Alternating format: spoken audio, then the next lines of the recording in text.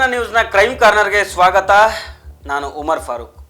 ಸತ್ಯವೇ ನಮ್ಮ ತಾಯಿ ತಂದೆ, ಸತ್ಯವೇ ನಮ್ಮ ಬಂಧು ಬಳಗ ಅನ್ನೋ ಗೋವಿನ ಹಾಡನ್ನು ನಾವು ಚಿಕ್ಕವರಿದ್ದಾಗಿನಿಂದ ಕೇಳ್ಕೊಂಡು ಬಂದಿದ್ದೀವಿ, ಆಡ್ಕೊಂಡು ಬಂದಿದ್ದೀವಿ.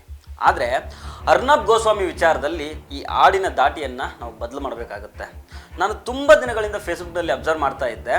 ಅದೇನೆಂದರೆ, ಸುಳ್ಳೇ ನಮ್ಮ ತಾಯಿ ತಂದೆ, ಸುಳ್ಳೇ ನಮ್ಮ ಬಂಧು ಬಳಗ, ಸುಳ್ಳು ವಾಕ್ಯಕ್ಕೆ ತಪ್ಪಿ ನಡೆದರೆ ಮೆಚ್ಚನ ಮೋದಿಜಿಯು ಅಂತ. ಈ ವ್ಯಂಗ್ಯ ಸರಿಯಾಗಿ ಹೊಂದಾಣಿಕೆ ಆಗೋದು ಅರ್ನಬ್ ಗೋಸ್ವಾಮಿ ಅನ್ನೋ ಮಾರಾಟ ಆಗಿರೋ ಪತ್ರಕರ್ತನಿಗೆ. ಯಾಕಂದರೆ ಕಾಂಗ್ರೆಸ್ ಬಗ್ಗೆ ಸುಳ್ಳು ಹೇಳಿ ಸಿಕ್ಕಿ ಬಿದ್ದಿದ್ದಾರೆ. ಆ ಸುಳ್ಳು ಯಾವುದು ಅನ್ನೋದನ್ನು ನೋಡೋಣ. ಆದರೆ ಅದಕ್ಕೂ ಮೊದಲು ನೀವೇನು ನಮ್ಮ ಚಾನಲನ್ನು ಸಬ್ಸ್ಕ್ರೈಬ್ ಮಾಡಿಲ್ಲ ಅಂದರೆ ಸಬ್ಸ್ಕ್ರೈಬ್ ಮಾಡಿ. ಈ ವಿಡಿಯೋನ ಕೊನೆಯ ತನಕ ಮಿಸ್ ಮಾಡಿದೆ ನೋಡಿ. Then I want to ask you something. What kind of business does your party have in Turkey?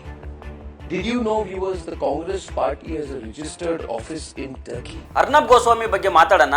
ಆದರೆ ಅದಕ್ಕೂ ಮೊದಲು ಅವರು ಹೇಳಿದ್ದೇನು ಅನ್ನೋದನ್ನು ಒಮ್ಮೆ ನೋಡ್ಕೊಂಡು ಬನ್ನಿ. Then I want to ask you something.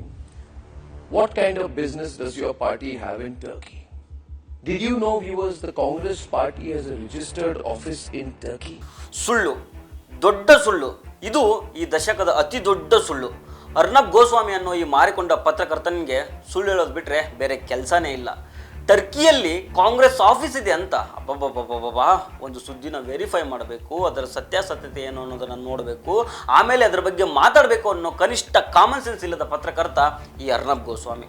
ಸ್ಟುಡಿಯೋದಲ್ಲಿ ಕೂತ್ಕೊಂಡು ಹೆಗರಾಡಿ ಚೀರಾಡಿ ಬಾಯ್ ಬಡ್ಕೊಂಡು ಕೂಗಾಡೋದನ್ನೇ ಜರ್ನಲಿಸಮ್ ಅಂದ್ಕೊಂಡಿರೋ ಈ ಅರ್ನಬ್ ಗೋಸ್ವಾಮಿ ಯಾವುದೋ ಒಂದು ಪಕ್ಷಕ್ಕೋ ಯಾವುದೋ ಒಂದು ವ್ಯಕ್ತಿಗೆ ಬರೀ ಬಕೆಟ್ ಅಲ್ಲ, ಸಿಂಟೆಕ್ಸೇ ಹಿಡಿತಾ ಇದ್ದಾರೆ ಅನ್ನೋದು ಅದು ಬಹಿರಂಗ ಸತ್ಯ. ಅದರಲ್ಲೇನೂ ಹೊಸತನ ಇಲ್ಲ. ಆದರೆ ಈ ಬಾರಿ ಪ್ರಮುಖ ವಿರೋಧ ಪಕ್ಷ ಕಾಂಗ್ರೆಸ್ ಪಾರ್ಟಿ ಬಗ್ಗೆ ಸುಳ್ಳು ಹೇಳಿ ಸಿಕ್ಕಾಕೊಂಡಿದ್ದಾರೆ. ಕಾಂಗ್ರೆಸ್ ಪಾರ್ಟಿ ಟರ್ಕಿ ದೇಶದಲ್ಲಿ ನೋಂದಾಯಿತ ಆಫೀಸ್ ಇಟ್ಕೊಂಡಿದೆ ಅಂತ ನಿರಾಧಾರ ಆರೋಪ ಮಾಡಿದ್ದಾರೆ. ಎಂಥ ಬಾಳೆ ಇರುತ್ತು. When they have no news then they create fake news ಅಂತಾರಲ್ಲ, ತೇಟ್ ಹಂಗೆ ಆಗಿದೆ. ಈ ಅರ್ನಬ್ ಗೋಸ್ವಾಮಿ ಸೇರಿದಂತೆ ಒಂದಿಷ್ಟು ಗೋಧಿ ಮೀಡಿಯಾಗಳಿಗೆ ಒಂದು ರೀತಿಯ ಚಟ ಇದೆ. ಅದನ್ನು ನಾನು ಕೆರೆತ ಅಂತ ಅಂತೀನಿ. ಅಂದರೆ ಎಲ್ಲೋ ಒಂದು ಕಡೆ ತುರುಕಿ ಆದಾಗ ಕೆರಿತಾ ಇರ್ತಾರೆ ನೋಡಿ, ಆ ರೀತಿ ಇವರು. ಏನಂದರೆ ಒಂದು ಪಾರ್ಟಿ ಪರವಾಗಿ ಕೆರೆತ್ಕೊಳ್ಬೇಕು, ಇಲ್ಲಾಂದರೆ ವಿರೋಧ ಪಕ್ಷಗಳಿಗೆ ವಿರುದ್ಧವಾಗಿ ಕೆರಿತಾ ಇರಬೇಕು. ಆ ಜಾಯ್ಮಂದರ್ ಇವರು.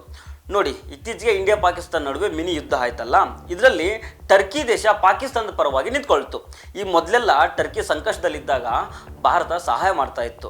ಆದರೆ ಆ ಸಹಾಯವನ್ನು ಮರೆತು ಟರ್ಕಿ ದೇಶ ಇವತ್ತು ಪಾಕಿಸ್ತಾನ ಪರವಾಗಿ ನಿಂತ್ಕೊಂಡಿದೆ. ಹೀಗಾಗಿ ನಮ್ಮ ಭಾರತದಲ್ಲಿ ಟರ್ಕಿ ವಸ್ತುಗಳನ್ನು ಬಾಯ್ಕಾಟ್ ಮಾಡೋ ವಿಚಾರ ಕೂಡ ನಡೆದಿದೆ. ಈಗ ನಮ್ಮ ಕಣ್ಣಿಗೆ ಪಾಕಿಸ್ತಾನ ಮತ್ತು ಚೀನಾ ಅಷ್ಟೇ ಅಲ್ಲ, ಟರ್ಕಿ ಕೂಡ ಶತ್ರು ದೇಶವಾಗಿ ಕಾಣ್ತಾ ಇದೆ. ಇದರ ನಡುವೆನೇ ಈ ಅರ್ನಬ್ ಗೋಸ್ವಾಮಿ ಟರ್ಕಿಯಲ್ಲಿ ಕಾಂಗ್ರೆಸ್ ಪಾರ್ಟಿ ರಿಜಿಸ್ಟರ್ಡ್ ಆಫೀಸ್ ಇಟ್ಕೊಂಡಿದೆ ಅಂತ ಹೇಳಿದ್ದಾರೆ. ಈ ಮೂಲಕ ಕಾಂಗ್ರೆಸ್ ಅಂದರೆ ಒಂದು ದೇಶದ್ರೋಹಿ ಪಾರ್ಟಿ ಇದು, ಅದು ಶತ್ರು ದೇಶದ ಜೊತೆಗೆ ಸಂಬಂಧ ಚೆನ್ನಾಗಿ ಇಟ್ಕೊಂಡಿದೆ ಅನ್ನೋ ನರೇಟಿವನ್ನು ಕ್ರಿಯೇಟ್ ಮಾಡೋದು, ಜನರಲ್ಲಿ ಕಾಂಗ್ರೆಸ್ ಪಾರ್ಟಿ ಬಗ್ಗೆ ದ್ವೇಷವನ್ನು ಹುಟ್ಟಿಸೋದು. ಇದೇ ಈ ಗೋಧಿ ಮೀಡಿಯಾಗಳ ಉದ್ದೇಶ. ಇದಕ್ಕೆ BJP I T cell support ಬೇರೆ ಕೇಡು. ಈ ಅಮಿತ್ ಮಾಳವಿಯ ಗೊತ್ತಲ್ಲ, ಬಿಜೆಪಿ ಐ ಟಿ ಸೆಲ್ ಅನ್ನು ನಡೆಸ್ತಾರೆ ಇವರು. ಈ ಅಪ್ಪ ಫೇಕ್ ಫ್ಯಾಕ್ಟ್ರಿನೇ ಓಪನ್ ಮಾಡಿ ಇಟ್ಕೊಂಡಿದ್ದಾರೇನೋ. ನಾನು ಮೀಡಿಯಾದಲ್ಲಿ ಕೆಲಸ ಶುರು ಮಾಡಿದಾಗಿನಿಂದ ಇವರು ಸುಳ್ಳನ್ನು ಮೇಲಿಂದ ಮೇಲೆ ನೋಡ್ಕೊಂಡು ಬಂದಿದ್ದೇನೆ. ಅಷ್ಟೊಂದು ಫೇಕ್ ನ್ಯೂಸು ಈ ಅಮಿತ್ ಮಾಳವಿಯ ಟ್ವಿಟರ್ ಅಕೌಂಟ್ನಲ್ಲಿ ಸಿಗ್ತವೆ. ಈಗ ಅರ್ನಬ್ ಗೋಸ್ವಾಮಿ ವಿಡಿಯೋವನ್ನು ತಮ್ಮ ಟ್ವಿಟರ್ ಅಕೌಂಟ್ನಲ್ಲಿ ಶೇರ್ ಮಾಡಿಕೊಂಡು, ಶತ್ರುವಿನ ಮಿತ್ರ ಕೂಡ ನಮಗೆ ಶತ್ರು ಆಗ್ತಾನೆ, ಇದರ ಬಗ್ಗೆ ರಾಹುಲ್ ಗಾಂಧಿ ಅವರು ಉತ್ತರ ಕೊಡಬೇಕು ಅಂತ ಟ್ವಿಟರ್ನಲ್ಲಿ ಬರ್ಕೊಳ್ತಾರೆ. ಅಂದರೆ ಇದರ ಮೂಲಕ ಕಾಂಗ್ರೆಸ್ ಪಾರ್ಟಿಯನ್ನು ಭಾರತದ ಶತ್ರು ರೀತಿ ಬಿಂಬಿಸೋ ಪ್ರಯತ್ನಗಳನ್ನು ಮಾಡ್ತಾ ಇದ್ದಾರೆ. ಈ ವಿಡಿಯೋ ವೈರಲ್ ಆಗ್ತಿದ್ದಂಗೆ ಆಲ್ಟ್ ನ್ಯೂಸ್ನ ಫ್ಯಾಕ್ಟ್ ಚೆಕ್ಕರು ಮೊಹಮ್ಮದ್ ಜುಬೇರ್ ಸತ್ಯವನ್ನು ಬಹಿರಂಗಪಡಿಸಿದ್ದಾರೆ. ಯಾವ ಕಟ್ಟಡದ ಬಗ್ಗೆ ಅರ್ನಬ್ ಗೋಸ್ವಾಮಿ ಫೇಕ್ ನ್ಯೂಸನ್ನು ಅರಿಬಿಟ್ಟಿದ್ರೋ ಅದು ಇಸ್ತಾಂಬುಲ್ನಲ್ಲಿರೋ ಕಾಂಗ್ರೆಸ್ ಸೆಂಟರ್ ಆಗಿದೆ. ಅಲ್ಲಿ ಆ ದೇಶದ ಸಾಮಾಜಿಕ ಸಾಂಸ್ಕೃತಿಕ ಕಾರ್ಯಕ್ರಮಗಳನ್ನು ಆಯೋಜನೆ ಮಾಡ್ತಾರೆ. ಆ ಸಿಟಿ ಮಟ್ಟಿಗೆ ಇದು ತುಂಬ ಫೇಮಸ್ ಬಿಲ್ಡಿಂಗ್. ಅಲ್ಲಿ ಇದೇ ರೀತಿ ಬೇರೆ ಬೇರೆ ದೇಶಗಳಲ್ಲೂ ಕಾಂಗ್ರೆಸ್ ಸೆಂಟರ್ಗಳಿದ್ದಾವೆ, ಅಮೆರಿಕದಲ್ಲೂ ಇದೆ. ಆ ಕಾಂಗ್ರೆಸ್ಗೂ ನಮ್ಮ ದೇಶದ ಅಪೋಸಿಷನ್ ಪಾರ್ಟಿಗೂ ಏನರ ಸಂಬಂಧ? ಹೇಳುವಾಗ ಸ್ವಲ್ಪ ಕಾಮನ್ ಸೆನ್ಸ್ ಬೇಡವಾ? ಒಳ್ಳೆ ಹೆಂಡ ಕುಡಿಸಿರೋ ಕೋತಿಗಳ ರೀತಿ ಸ್ಟುಡಿಯೋದಲ್ಲಿ ಆರೋಡರೆಲ್ಲ ಇವತ್ತು ಆ್ಯಂಕರ್ಗಳಾಗ್ಬಿಟ್ಟಿದ್ದಾರೆ. ನಮ್ಮ ಕನ್ನಡದಲ್ಲೂ ಇದ್ದಾವೆ ಒಂದೆರಡು ಇಂಥವು, ಅವ್ರ ಹೆಸರು ಹೇಳೋದಿಲ್ಲ, ಅದನ್ನು ನೀವೇ ಅರ್ಥ ಮಾಡ್ಕೊಳ್ಳಿ. ಬರೀ ಸುಳ್ಳು ಹೇಳೋದೇ ಕೆಲಸ ಇವರಿಗೆ. ಇಲ್ಲ ಸಿಕ್ಕಿರೋ ಸುದ್ದಿನ ತಮ್ಗೆ ಬೇಕಾದಂತೆ ತಿರ್ಚಿ ಹೇಳೋದು. ಯಾವುದೋ ಒಂದು ಪಾರ್ಟಿಗೆ ಬಕೆಟು, ಸಿಂಟೆಕ್ಸು, ಡ್ರಮ್ಮು, ಬ್ಯಾರಲ್ಲು ಎಲ್ಲ ಹಿಡ್ಕೊಂಡು ನಿಂತ್ಕೊಳ್ಳೋದು. ಏನು ಹಂಗೆ ನಿಂತ್ಕೊಳ್ತಾರ? ಬಟ್ಟೆ ಬಿಚ್ಚಿನೇ ನಿಂತ್ಕೊಳ್ಳೋದು ಇವರು. ಮತ್ತೆ ಒಂದು ವಿಚಾರ ಏನಂದರೆ, ಇವರು ಇಷ್ಟೆಲ್ಲ ಫೇಕ್ ನ್ಯೂಸ್ ಮಾಡ್ತಾರೆ, ತಮ್ಮ ವಿರುದ್ಧ ಬೇಕಾಬಿಟ್ಟಿ ಮಾತಾಡ್ತಾರೆ. ಆದ್ರೂ ಈ ಅಪೋಸಿಷನ್ ಪಾರ್ಟಿಯವರು ಈ ಗೋಧಿ ಮೀಡಿಯಾಗಳ ವಿರುದ್ಧ ಏನಾದರೂ ಕ್ರಮ ತಗೊಂಡಿದ್ದಾರಾ? ನಿಜ ಹೇಳ್ಬೇಕಂದ್ರೆ ಆ ತಾಕತ್ತು ದಮ್ಮು ಏನೂ ಇಲ್ಲ ಇವ್ರ ಹತ್ರ. ಗೋಧಿ ಮೀಡಿಯಾಗಳನ್ನ ಕಂಡ್ರೆ ಒಂದರ್ಥದಲ್ಲಿ ಇವರೇ ಹೆದರ್ಕೊಂಡು ಹಿಂದೆ ಸರಿದು ಬಿಡ್ತಾರೆ. ಯಾಕಂದರೆ ಪಬ್ಲಿಸಿಟಿದು ಅವಶ್ಯಕತೆ ಇರುತ್ತಲ್ಲ, ಅಗತ್ಯತೆ ಬಂದಾಗ ಇವರೇ ಹೋಗಿ ಬೇಕಾಗಿರೋ ಸಂಪನ್ಮೂಲನೂ ಕೊಟ್ಟು ಬರ್ತಾರೆ. ಏನು ನಾಚಿಕೆ ಇಡು ಇದೆಲ್ಲ ಹೆಪ್ಪ. ಈಗೇನೋ ಬೆಂಗಳೂರಿನ ಹೈಗ್ರೌಂಡ್ ಸ್ಟೇಷನ್ನಲ್ಲಿ ಕಂಪ್ಲೇಂಟ್ ಕೊಟ್ಟಿದ್ದಾರಂತೆ. ನಮ್ಗೆ ಗೊತ್ತಿಲ್ವ ಈ ಕಂಪ್ಲೇಂಟ್ಗಳ ಹಣೆಬರ ಏನಾಗುತ್ತೆ ಅಂತ. ಕಂಪ್ಲೇಂಟ್ ಕೊಟ್ಟು ಏನು ಮಾಡ್ತೀರಾ? ಅವ್ರ ಮೇಲೆ ಬಿದ್ದಿರೋ 1000 ಕೇಸ್ಗಳಲ್ಲಿ ಇದು ಕೂಡ ಒಂದಾಗುತ್ತೆ ಅಷ್ಟೇ.